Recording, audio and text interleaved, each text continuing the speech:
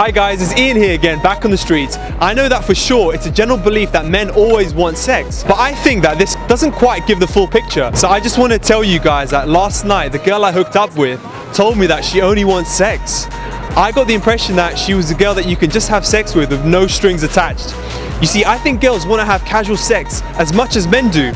So perhaps our society and social programming has taught girls to keep away from casual sex, wait for the right one, or have sex with that one man. I mean, I think things are really changing. So guys, get ready as I'll have the most honest answers for you. Hi guys, so the question that we have for tonight is, should girls have friends with benefits? Absolutely. Yes, I think so. Yes! Yeah, I think everyone is allowed to. Yeah, why not? Yes. I don't understand why guys would get praised for it and then girls shouldn't go for it. Girls have needs too. Yeah, totally. I think it's only right that girls too have friends with benefits. Probably a bit of both, really. You know, you've got to have a little bit of fun in your 20s. Meet the guy that you potentially like. I'm all about that. For me, I think you should get married in your 30s. So in your 20s, I'm 23 myself. You should have fun, Have fun relax. and relax. Maybe a relationship, but not so serious. Yeah, okay. And so yeah, friends in your benefits in your 20s is fine. Yeah. Perfect. Do you think that they could end up as being your long-term partner or not really? I mean, they may do if you end up spending a lot of time with them, and you know you do things that are outside the bedroom. Then maybe. Actually, I don't think it's a good idea because the person always end up to have feelings, one of them, so always get bad, I think. I think it's somewhat needed sometimes, but I feel like you just don't pass 3 months, otherwise that gets into a relationship. Oh, right, okay. Yeah, I'll be back. So Sometimes it works and sometimes it doesn't. yeah. So in what sort of situations is it needed? Like sometimes needed? If you just break up with someone that's like, I don't know, long term or short term, whatever, and you just need to start seeing other people, talking to other people, then you can do that, but just don't make it into a trusty habit. And if you don't want a relationship either, if you just want to be free. Is there any chance that you can end up with them later or no? See, that's why I said 3 months. Yeah, because you possibly.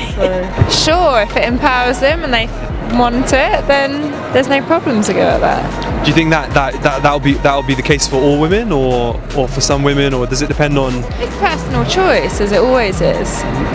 It's not right for everybody, but if you feel in control of the situation, it's something that you want, then go for it. Do you think that they could end up as your long-term partner if you get along with them really well? Just depends who you're with. If they've got a pretty face but not much else, then you keep them for one thing. And what would be like? Always the best thing is honesty. You've got to always be on the same page, always be honest. I think as long as you're honest, then you can all have fun together. I just think that one party gets feelings, so I don't think it's wise unless there are rules. You think that potentially that they could end up being your long-term partner, or? It could, if the other person wants it as well. Everyone has their own opinion about it, but I do think there's always feelings involved. Really?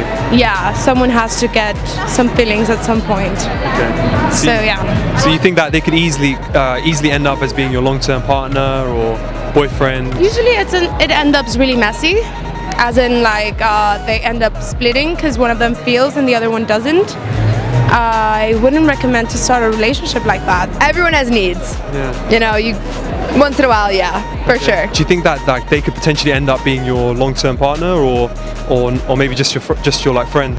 I mean, it's kind of like any friend that you ever have. You know, if you get close enough to someone, then it can go more, but it can also go completely sideways once you get to know each other. So it can all depend. If you like your friend enough to not get feelings, and you're like on a level of like friendship only, then it's fine.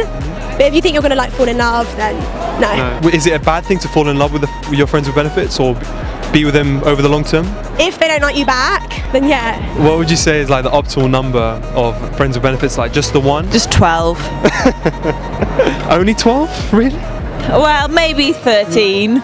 Okay, yeah, that sounds more reasonable. Yeah. Like 2. For me personally, I would say 1 at a time. If you're sleeping with someone regularly who you trust, they're your friends, I feel like you owe it to them to just sleep with them, because you know, if you trust, because if you trust someone, because of like STIs and all that, that's what I mean. No, I totally agree. I think if you are friends with benefits, you have to be clear what you both are in one or more, you have to be like just communicating. If everyone is like on the same balance, that's just okay. Just the one. One, I guess. Just the one. Guys, you just witnessed the most honest answers from our ladies tonight. If you've enjoyed my video, then feel free to like, share and subscribe. I'm Ian Miles and I'll see you next time.